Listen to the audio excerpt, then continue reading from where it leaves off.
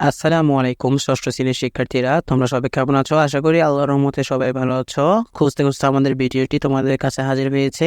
আজকে আমরা ষান্মাসিক মূল্যায়ন পরীক্ষার অর্থাৎ বাংলা পরীক্ষায় কিভাবে প্রশ্ন আসতে পারে সে বিষয় নিয়ে কিছুটা আলোচনা করবো, অর্থাৎ নমুনা প্রশ্ন নিয়ে আলোচনা করবো। তোমরা কিন্তু অবগত আছো, আমাদের রুটিন কিন্তু সংশোধন করা হয়েছে, যেহেতু আমরা বাংলা নিয়ে আলোচনা করব। তো দেখো, এখানে বাংলা পরীক্ষা হচ্ছে যে আমাদের 3 তারিখে, কেমন? আমাদের 3 তারিখ হচ্ছে প্রথম পরীক্ষা হবে বাংলা। তো তাই আমরা বাংলা নিয়ে হাজির হয়েছি। কথা না বাড়িয়ে চলো আমরা বাংলার প্রশ্নগুলো কেমন হবে সেই বিষয় নিয়ে আলোচনা করি। শিক্ষার্থীরা দেখো, আমাদের বাংলা বই সিলেবাসটি হচ্ছে যে 1 থেকে 61 পৃষ্ঠা পর্যন্ত, সেটা কিন্তু আমরা জানি। আর যারা জানো না তারা অবশ্যই আমাদের ইউটিউব চ্যানেল প্লেলিস্ট আকারে সকল বিষয়ের সিলেবাস দেওয়া আছে, তোমরা ওখান থেকে দেখে নিতে পারো। তো দেখো, বাংলা বিষয়ে প্রথম অধ্যায় থেকে প্রশ্ন আসতে পারে, অর্থাৎ প্রথম অধ্যায়টি হচ্ছে যে মর্যাদা বজায় রেখে যোগাযোগ করি, কেমন? তো এখানের মধ্যে দেখো নমুনা প্রশ্ন আসতে পারে। প্রথমে 1 নাম্বার হচ্ছে যে যোগাযোগের ক্ষেত্রে বিবেচ্য বিষয়গুলো কি কি। 2 নাম্বার হচ্ছে কয়েকটি সর্বনাম শব্দের উদাহরণ দাও। 3 নাম্বার হচ্ছে সর্বনাম মূলত কত প্রকার ও কি কি। 4 নাম্বার হচ্ছে যে তুমি,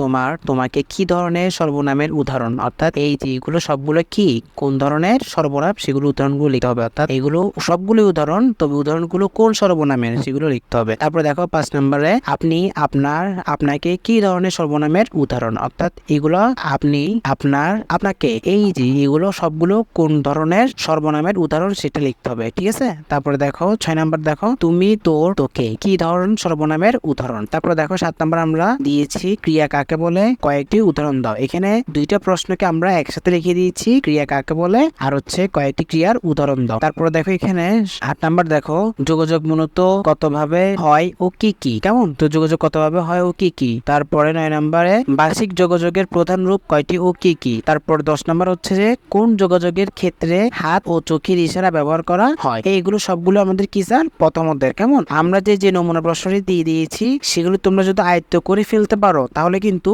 একক কাজ বলো, দলগত কাজ বলো, সবগুলো তোমরা কিন্তু আয়ত্তে নিয়ে আসতে পারবে, অর্থাৎ নিজের মতন করে তোমরা লিখতে পারবা। সেজন্য যে মোস্ট ইম্পর্টেন্ট প্রশ্নগুলো প্রথম অধ্যায়ে আছে সেগুলো সবগুলো কিন্তু আমরা তুলে ধরেছি। তারপর দেখো দ্বিতীয় অধ্যায়ে এখানে কিছু প্রশ্ন দেওয়া আছে, অর্থাৎ দ্বিতীয় অধ্যায়ের নামটি হচ্ছে কি প্রমিত ভাষা শিখি। এখানে দেখো 1 নম্বরে কি দেওয়া আছে, অঞ্চল ভেদে কি বদলে যায়। তারপর দেখো 2 নম্বরে প্রমিত ভাষা কাকে বলে। 3 নাম্বার হচ্ছে আঞ্চলিক ভাষা কাকে বলে। 4 নাম্বার হচ্ছে দান শব্দটির প্রথম ধ্বনির উচ্চারণ করতে বাতাস বেশি না কম বের হয়, কেমন? বেশি বের হয় নাকি কম বের হয়, সেটা হচ্ছে আমাদের উত্তরটা লিখতে হবে। 5 নাম্বার হচ্ছে চিঠি বিলি ছড়াটি কে লিখেছেন। 6 নাম্বার হচ্ছে রোকনুজ্জামান খান কি নামে পরিচিত ছিল। কচিকাচার মেলা কত সালে প্রতিষ্ঠা করা হয়। 8 নাম্বার হচ্ছে যে ছাতা মাথায় চিঠি বিলি করতে কে চলেছে। 9 নাম্বার হচ্ছে যে নদী পার হওয়ার নৌকাকে কি বলে। 10 নাম্বার হচ্ছে যে নিচে শব্দগুলোর অর্থ লিখো। এই যে এগুলো সবগুলো অর্থগুলো আলাদা আলাদা লিখতে হবে। খোলসে, ঝুলসে, দেওয়া, বাদলা,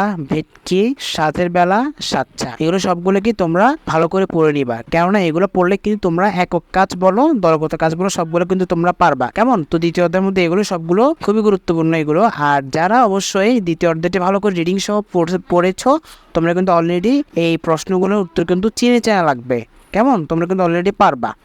তারপরে দেখি 3 নাম্বার এখানে কি দেওয়া আছে। 3 নাম্বার অধ্যায় হচ্ছে যে দেখো নাম হচ্ছে যে অর্থ বুঝে বাক্য লিখি, কেমন? তো দেখি আমরা প্রশ্ন কি লেখা আছে। 1 নাম্বার হচ্ছে যে ফ্লাইওভার দেখে হাবিবের কি মনে হলো, অর্থাৎ আমাদের এই তৃতীয় অধ্যায়ের মধ্যে কিন্তু একটা কি ছিল, গল্প ছিল। প্রথমেই হাবিবের একটা গল্প ছিল, তো সেখান থেকে আমরা প্রশ্নটা আসতে পারি এরকম, ফ্লাইওভার দেখে হাবিবের কি মনে হলো। তারপর দেখো এখানে 2 নাম্বার বিশেষ্য কাকে বলে। তারপর দেখো 3 নাম্বার ঢাকা বই জনতা কি ধরনের শব্দ। 4 নাম্বার সর্বনাম কাকে বলে। তারপর দেখো 3 নাম্বার ঢাকা বই জনতা কি ধরনের শব্দ। 4 নাম্বার সর্বনাম কাকে বলে, বিশেষণ কাকে বলে।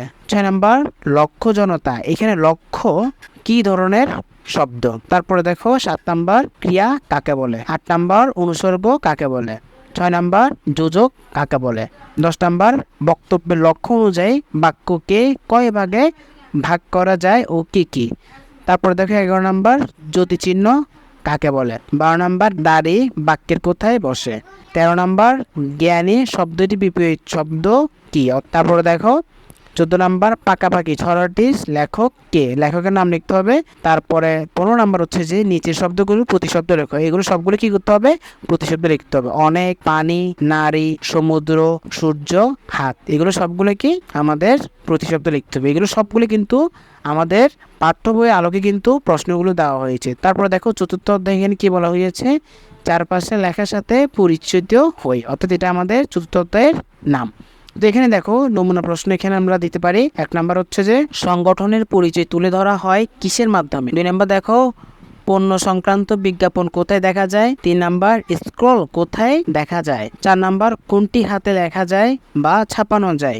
4 নাম্বার কোন প্রতিষ্ঠান, সংস্থা, সংগঠন বা দোকানপাটের পরিচয় তুলে ধরা হয় সেখানে সেটাকে কি বলে। 6 নাম্বার লিখতে পারি আমরা বন্যার কাকে বলে। তারপরে 7 নাম্বার লিখতে পারি আমন্ত্রণপত্র কাকে বলে। 8 নাম্বার লিখতে পারি বড় আকারের কাগজে কোনো কথা বা ছবি লেখা হলে বা ছাপানো হলে সেটাকে কি বলে। 9 নাম্বার লিখতে পারি বিজ্ঞাপন কাকে বলে। 10 নাম্বার লিখতে পারি 10 নম্বরে কখনো কখনো ব্যানার কি করে রাখা হয়। এগুলো হচ্ছে চতুর্থ অধ্যায়ের মোস্ট ইম্পর্টেন্ট প্রশ্নগুলো। এগুলো তোমরা যদি আয়ত্ত করতে পারো নিজেরা, তাহলে তোমরা তোমাদের পরীক্ষা আরো স্ট্রং ভাবে তোমরা নিজেদেরকে তৈরি করতে পারবে। আর স্ট্রং ভাবে তৈরি করতে পারলে তোমরা ইনশাল্লাহ একক কাজ বলো, দলগত কাজ বলো, সবগুলোই তোমাদের জন্য একেবারে ইজি মনে হবে। তো ধৈর্য সহকারে সম্পূর্ণ ক্লাসটি দেখার জন্য অসংখ্য ধন্যবাদ। তা আজকে এতটুকু পর্যন্ত। যদি ভালো লাগে অবশ্যই আমাদের ইউটিউব চ্যানেলটি সাবস্ক্রাইব করে রাখবা পরবর্তী সকল ভিডিওগুলো পাওয়ার জন্য। তাছাড়াও আমাদের ইউটিউব চ্যানেলে এই কিছুদিনের মধ্যেই সকল ক্লাস মূল্যায়ন করা হবে, সেই বিষয় নিয়ে আপডেট দেওয়া হবে। তাই দেরি না করে এখনই আমাদের চ্যানেলটি সাবস্ক্রাইব করে রাখো। সবাই ভালো থাকবা, সুস্থ থাকবা। আসসালামু আলাইকুম ওয়া রাহমাতুল্লাহ।